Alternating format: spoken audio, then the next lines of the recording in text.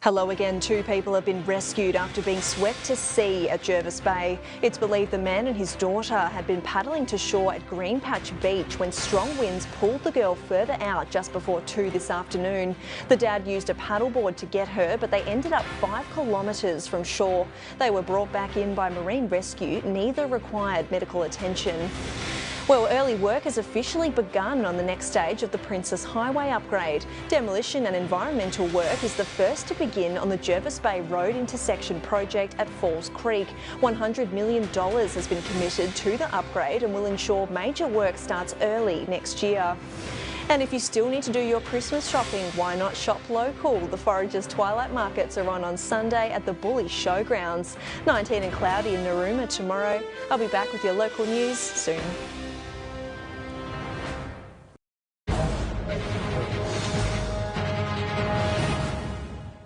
Hello again. Over 1,000 homes have been built across regional Victoria under the Building New Homes to Fight Homelessness program. The $469 million program will deliver 14,000 new homes to women and children experiencing family violence and those at risk of homelessness. Minister for Housing Colin Brooks hopes the program will break the cycle of homelessness. The milestone 1,000th home was constructed in Horsham.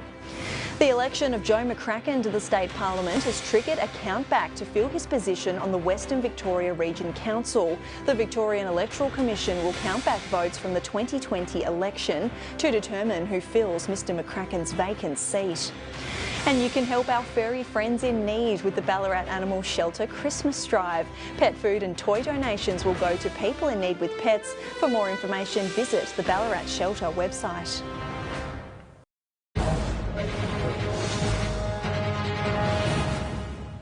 Hello again. A hay exporter has been charged following a workplace death in Bridgewater last year.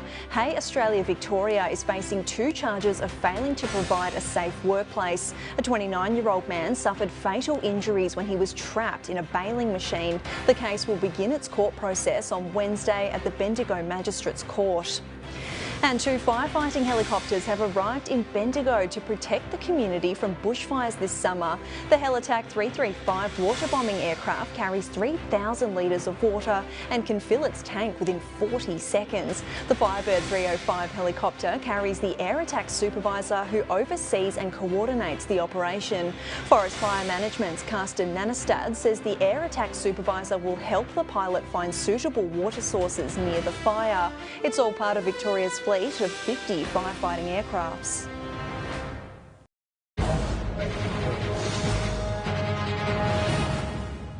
Hello again. 4 people have been injured after 2 separate crashes on ACT roads. A woman and child are still in hospital after a car ran off the road and collided with a chain link fence along Erindale Drive near Farrer. An hour later, a motorcyclist struck a pedestrian on Limestone Avenue in Reid. Both people were taken to hospital with serious injuries. Anyone with information or dashcam footage is urged to contact police. Recovery efforts are well underway 3 years on from the Aurora Valley bushfire thanks to $6 million in federal funding. More than 80% of Namaji National Park was burnt, with many native animals and plants severely harmed. And some residents have taken the pothole crisis into their own hands by planting Christmas trees. The trees have been popping up across Canberra, including in Fraser.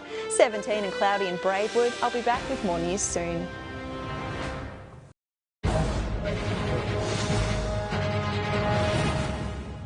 Hello again. A sailman has had his licence suspended after he was caught driving more than 4 times over the legal limit. Police were called to the Sale CBD after a Holden cruise was seen travelling erratically just before midnight.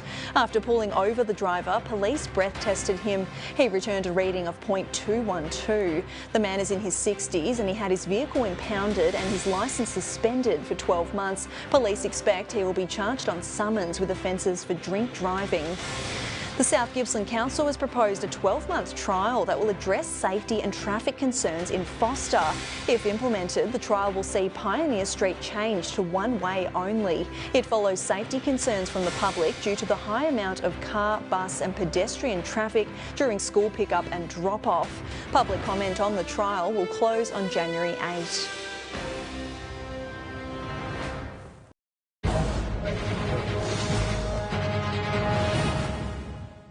Hello again. Staff at the University of Newcastle have struck down a controversial new enterprise agreement. More than 80% of staff voted against the agreement, which would have seen a 9.5% pay rise over a 3-year period. Unions, however, say it was less than inflation and below industry standards. Staff reps say the no vote is a win for secure jobs, safe workloads and fair pay. Unions will now resume negotiations with university management. And Hunter Valley's own Liz Riley has taken out Wine Magazine's Viticulturist of the Year award. Liz owns and operates Vitabit, a company which manages 40 vineyards in the Hunter, Orange and Canberra region. She says a lot has changed over the past few years, including labour shortages, bushfires and the threat of phylloxera. Liz says she's got a big toolkit to address the issues and is humbled by the award.